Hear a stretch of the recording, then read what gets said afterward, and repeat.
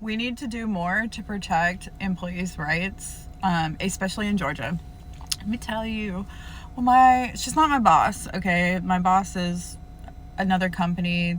So a company bought her practice about a year ago, and then another company bought that practice August 31st. So she's just the provider that I work with and help in this office.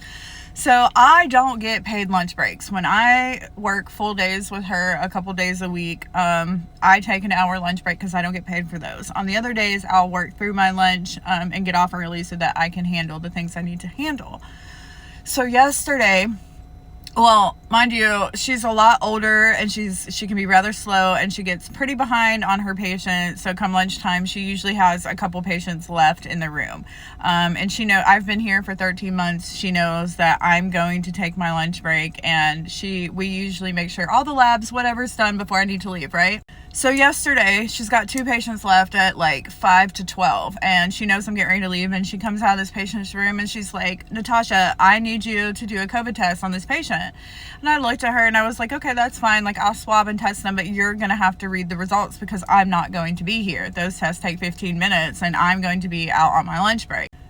Do you know, this sassy doctor looked at me and she goes, do you want to keep your job? Excuse me?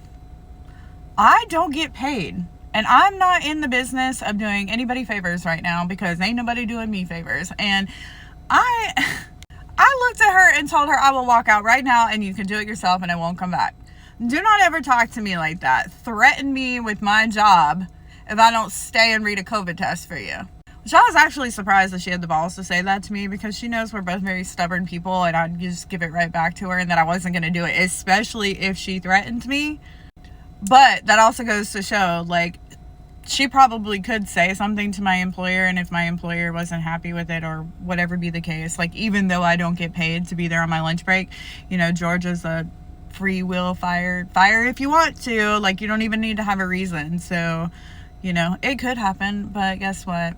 Healthcare is a dime a dozen. There's so many of these jobs out there, and, like, none of them really are worth staying somewhere where someone threatens you to get you to do something on your lunch break when you're not getting paid.